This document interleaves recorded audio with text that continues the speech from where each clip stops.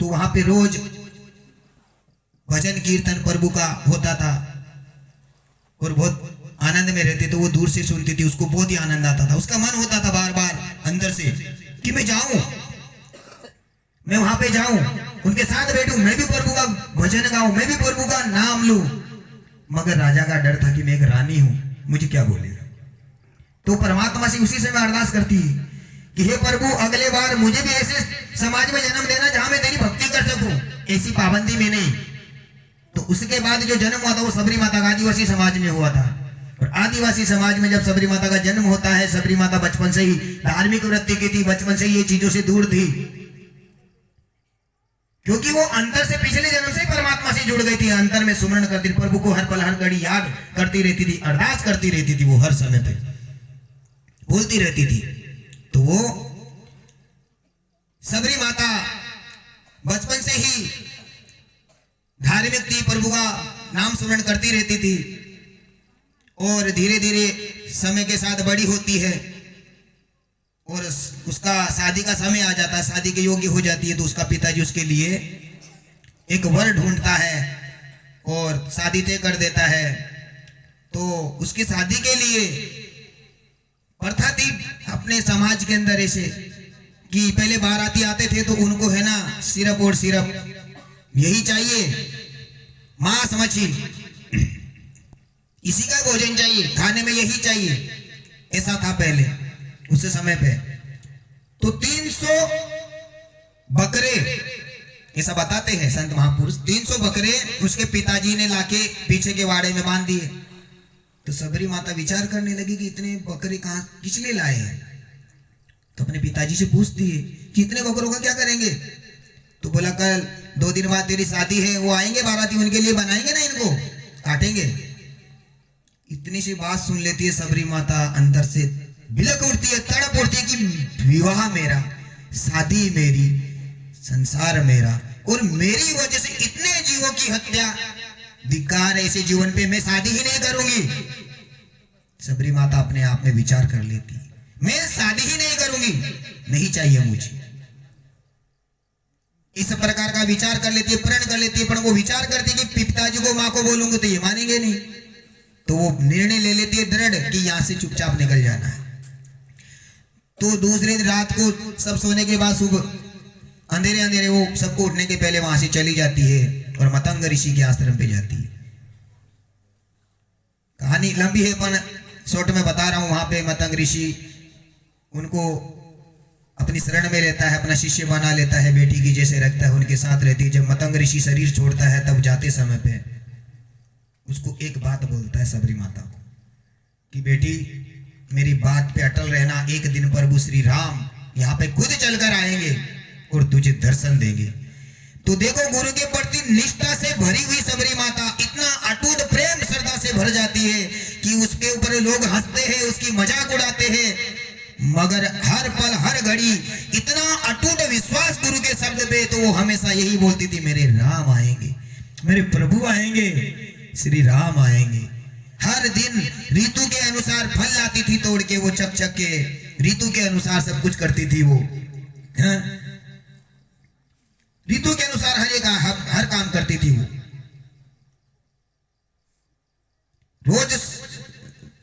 रोज सवेरे वन में जाकर फल चुन चुन कर लाऊंगी।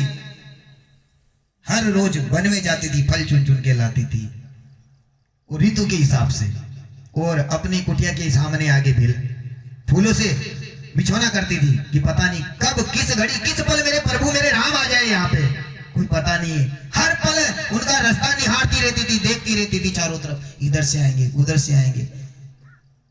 एक पल के लिए क्या प्रभु को भूल जाए। हमारे ही समाज की थी सबरी माता, हम उनकी बराबरी नहीं कर सकते, ऐसी तो कल्पना भी नहीं होनी चाहिए, क्योंकि हम भी इंसान हैं। बराबरी ना करो तो उनके मार्ग पे तो चलो। कभी ना कभी तो बोलते मंजिल दूर है, पर कभी ना कभी तो आएगी। हम चलेंगे ही नहीं तो कैसे आएगी, चलना पड़ेगा। यहां से पावागढ़ जाएंगे, यहाँ खड़े खड़े बहुत दूर है ऐसे सोचेंगे तो कैसे क्या नजदीक आएगा। धीरे धीरे भी चलेंगे तो कभी ना कभी तो पहुंचेंगे, उस मार्ग में चल पड़ो। तो ऐसी हमारी सबरी माता हुई। एक दिन प्रभु राम की कृपा हुई, हर पल हर घड़ी पुकारती रहती थी वो, रघुकुल नंदन कब आओगे, दासी की झोपड़िया, रामा रामा रटते रटते बीती रे उमरिया। जवानी में आई थी, जुड़िया पड़ गई चेहरे पे, हाथ में लकड़ी आ गई, बाल सफेद हो गए, मुंह में से दांत पड़ गए, मगर फिर भी पुकारती थी, हर पल हर घड़ी पुकारती रहती थी, रघुकुल नंदन कब आओगे, रघुकुल नंदन कब आओगे, दासी की झोपड़िया, राम राम रटते रटते बीती रे उमरिया, राम राम रटते रटते बीती रे उमरिया।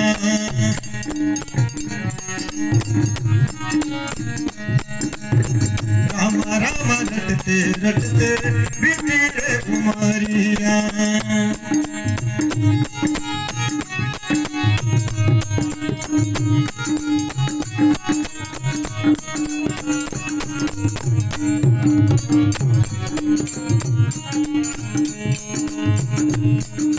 रघुकुल नंदन कब आओगे,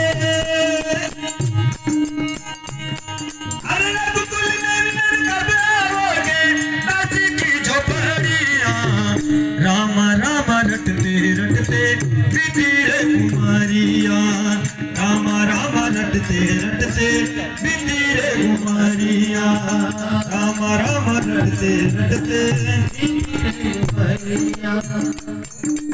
इस प्रकार हर पल हर घड़ी सबरी माता पुकार करती रहती थी, रोकती। एक दिन प्रभु श्री राम की कृपा होती है और स्वयं राम उसके दरबार पे, गुरु का वचन था ना, मतंग ऋषि वचन देके गए थे और एक दिन उनका सपना पूरा होता है, तो प्रभु राम के दर्शन होते। वो महान सबरी माता सबरी जिसका आज जन जन नाम लेता है, बड़े से बड़े इतिहासकार, वक्ताकार, बड़े से बड़े संत मुनि ऋषि सब उनका नाम लेते हैं। हमारे समाज में हुई सबरी माता, उसके बाद हमारे समाज में और भी कई संत हुए होंगे, मगर दूर क्यों जाते हो, यहाँ नजदीक रंजनपुर के अंदर महान संत गुलाम बाबा हुए, जो हमेशा अपने समाज को जगाते थे, बोलते थे मांस मच्छी खाओ न का, दारू ताड़ी पीओ न का, झूठ बोलो न का।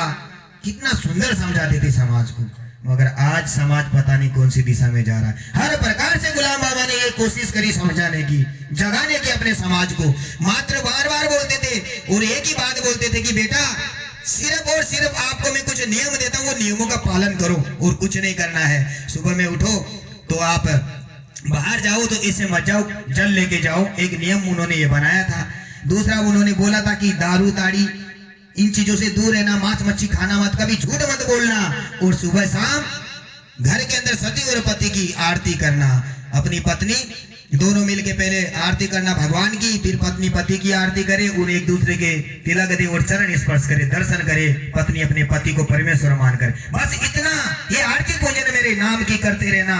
हर कैसा भी समय आ जाए, दूर दूर कहीं धुआं नजर नहीं आएगा, फूल पान भर भी काम न आएगा। जब कभी ऐसा समय आए तो आरती पूजन कर लेना। बस जब कभी ऐसा कोई वक्त आ जाए, कोई टाइम आ जाए, तो एक बार आरती पूजन मेरे नाम से कर लेना, मैं तत्पर वहां पे खड़ा हूं, तैयार हूं। मगर आप करो तो सही, उसमें से निकलो तो सही। हम करना ही नहीं चाहते। बाबा बार बार समझा के गए, चिल्ला चिल्ला के समझा के गए, लोगों को बार बार ये चीज को जगा के गए। आज तक वहां पे लोग जो सबरी क्या बोलते अपने गुलाम बाबा के वहां रंजनपुर में समाधि के वहां आज भी लोग जब वो पढ़ते हैं ना इतिहास, चिल्ला चिल्ला के ही बोलते हैं, जोर जोर से। जब मैं कब से वहां पे जा रहा हूँ, जब ये माइक भी नहीं लगाते थे वहां पे, मोदलपाड़ा के अपना पीर मोदला के थे लक्ष्मण दादा करके, वो हमारा बहुत अच्छा बैठक था उनके साथ। तो बहुत पहले से मैं वहां जाता हूँ तो सुनता हूँ, तो वो बिना माइक के भी बहुत अच्छे बोलते थे आदिवासी भाषा में। अभी मुझे तो क्या है वो भाषा थोड़ी आती नहीं है आप लोगों की, पर बहुत अच्छा समझता सब हूँ, और वो जो भी बताते थे मेरे समझ में आता था। तो मुझे बहुत ऐसा लगता था कि यार इतने महान संत हुए इस आदिवासी समाज के अंदर, और मैं जहां जहां गांव गांव में जाता हूं कहीं पे तो मैं देखता हूं ये समाज फिर भी सोया क्यों है, जाग क्यों नहीं रहा, आज भी ये इतनी गंदी चीजों का सेवन क्यों करता है, मांस मच्छी दारू ताड़ी, इतना जिन चीजों से हमको दूर रहना चाहिए उन्हीं में लिप्त है। ये चीजों को त्यागना पड़ेगा, इसमें से निकलना पड़ेगा, तभी हम वहां जाने का सामान तैयार कर सकते हैं। जो सौदा ये खरीदारी करनी है हमको, सत का सौदा यही है, सत्य की कमाई करनी है, पुण्य की कमाई करनी है, प्राणी मात्र के प्रति दया करनी है। दया धर्म का मूल है। जहां दया है वही धर्म है। अगर दया नहीं है तो धर्म कहां से होगा? सवाल ही पैदा नहीं होता। दया नहीं है धर्म हो जाए, दया है वही धर्म है। तो दया होना बहुत जरूरी है। और दया करने के लिए हमको हर ऐसी चीजों से दूर होना पड़ेगा, गंदे खान पीन से दूर होना पड़ेगा। अपने बच्चों को भी इसमें नहीं, मैंने देखा, मेरी आंखों से देखा, मेरा प्रैक्टिकल अनुभव बताता हूं कि एक गांव के अंदर, यहीं की बात है, हमारे निजर के वो साइड गांव का नाम तो नहीं बताना चाहूंगा। तो एक व्यक्ति था, हम मेरे वहां आता रहता है, अभी भी आता है। वो जब आता है तो बहुत ज्ञान की बातें करता है, बहुत ज्ञान की। मुझे उससे मिलकर बहुत खुशी होती थी कि वाह, इतने मतलब हमारे समाज के अंदर मेरी सी उम्र का है, बहुत इतने ज्ञानी लोग हैं, तो मिलकर बहुत आनंद होता था मुझे। एक बार मैं देखता हूँ निजर के अंदर, तो मेरा तो बाजार में जाना हो गया, और जहां पे वो क्या दुकान लगाते हैं ना ठाट की, वहां पे वो ये सब्जी तुला और हाथ में लेके निकला गाड़ी की तरफ, और मैं पहुंच गया वहां पे। मैंने उसे देखा तो वो अपने आप में शर्मिंदा हो गया और मुझे कहने लगा कि मैं नहीं खाता हूं, पर क्या करूं, हमारे बच्चे नहीं मानते। अरे धिक्कार है तेरे जीवन पे, इतनी बड़ी बड़ी बातें करता था तू मेरे वहां आके, और आज तक तू अपने बच्चों को इस चीज से दूर नहीं कर सका, तो दूसरों को क्या सिखा सकता है, दूसरे को क्या लाइन पे लगा सकता है? तो सबसे पहले अपने परिवार को सुधारना जरूरी है, और परिवार को सुधारेंगे तो ही समाज सुधर सकता है। अपना परिवार नहीं सुधरा तो समाज कभी नहीं सुधर सकता। इसीलिए लोग बोलते हैं पहले तेरे घर में देख, और सही बोलते हैं। हमारे घर में अगर सब बातें सही होगी तो ही हम बाहर वालों को बोल सकते हैं। हमारे घर में रात दिन बुढ़ापा चलेगा, बीवी पति पत्नी झुलाते रहेंगे, दूसरे को झुलाएंगे, उनको समझाने जाएंगे, तुरंत बोल देंगे तुम्हारा पता है कि नहीं। तो ये बातों का ध्यान रखना बहुत जरूरी है। ऐसा तो नहीं चलता। तो मेरे को आज भी उस चीज का, मैं उस समय कुछ नहीं बोला उसको, मगर 4 महीने गुजर जाने दिया, 2 मुलाकात 3 मुलाकात होने दिया, फिर मेरे घर पे और आया। फिर एक दिन उसे समझाया मैंने कि भाई कड़वा है, मगर समझ गया ना तो अमृत है। मीठा मीठा सब कोई पीवे, कड़वा ना पीवे कोई। जो कोई भाई कड़वा पीवे सबसे मीठा हो। कड़वा जो पी लिया ना एक बार तो सही में सबसे मीठा हो जाएगा। आप किसी इंसान को बार बार धुतकारते रहो, गाली देते रहो, बोलते रहो, ताने मारते रहो, अगर वो सुनता रहेगा, एक दिन बोलने वाला थक जाएगा, और उसी के बारे में उसकी प्रशंसा करने दे। इसको कितना भी बोले कौन बुरा नहीं मानता है, अच्छा उसकी प्रशंसा होने लग जाएगी। और अगर पलट के जवाब दे दिया ना तो वहां पे 1 से 2, 2 से 4, फिर लातों की गुस्सों की बारिश हो जाती है दोनों के अंदर। इसी बात है।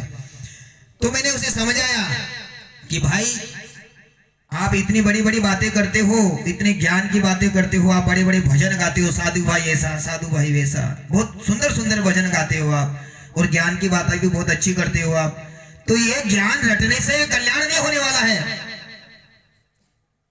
ज्ञान का रटन करने से जीवन का कभी कल्याण नहीं है। थोड़ा सीखो, मगर ऐसा सीखो जो जीवन में उतर जाए, जीवन में उतार लो। तुलसीदास जी महाराज यही समझाना चाहते, एक की आदि घड़ी आदि में पुनियाद, तुलसी संगत साध की मिटे कोटि अपराध। कि 6 मिनट का, एक की आदि घड़ी 24 मिनट की एक घड़ी होती है, और आदि 12 मिनट, और उससे आदि पुनियाद मतलब 6 मिनट, मात्र 6 मिनट किसी संत का सत्संग सुनो आप, पर वो 6 मिनट का सत्संग आप अपने जीवन में उतार लो। अगर वो सत्संग में बताया है, कभी झूठ मत बोलना, मांस मच्छी खाना नहीं। आप वो जितने 6 मिनट में सुनो उतना ही धारण कर लो कि वो संत ने बताया, वहां सुना था नहीं करना, उतना 6 मिनट का सत्संग जीवन में उतार लो, कोटि जन्मों के पाप मिट जाएंगे। ऐसा तुलसीदास जी महाराज का कथन है, विचार करो आप। तो जब, क्योंकि सत्संग का फल सबसे बड़ा फल है, मगर वो फल कैसे प्राप्त होता है? जब हम उसे अपने जीवन में उतारते। तो उसको मैंने समझाया अच्छे से कि ये चीजें अपने बच्चों को अभी से ये आदत पड़ जाएगी तो धीरे धीरे इससे क्या भला होने वाला, उनकी बुद्धि तामसिक होगी। वो गंदा खाएंगे, गंदा बोलना सीखेंगे, जैसा खाएंगे अन्न वैसा होगा मन, जैसा पिएंगे पानी वैसी निकलेगी वाणी, जैसा जल पिएंगे पवित्र पिएंगे तो पवित्र वाणी, पवित्र बोली निकलेगी। आचार विचार शुद्ध रहेंगे। इसलिए अपने बच्चों को हाथ जोड़कर सबसे मेरा यही कहना है, माता बहनों से, हर भाई से, हर पिता से, हर माँ से, कि अपने बच्चों को ये चीजों से दूर रखो। खाना, मांस मच्छी मटन शराब ये चीजों से दूर रखो, और उनको भक्ति मार्ग में जोड़ो। रामायण की कथा सुनाओ, महाभारत की कथा सुनाओ, यही सफर का सौदा है। जो करना है यहाँ पे तो कर ले, यही करना है हमको, नहीं तो फिर जब वक्त निकल जाएगा फिर बार बार नहीं आने वाले, पता नहीं लक्ष्य ऋषि कब होगी।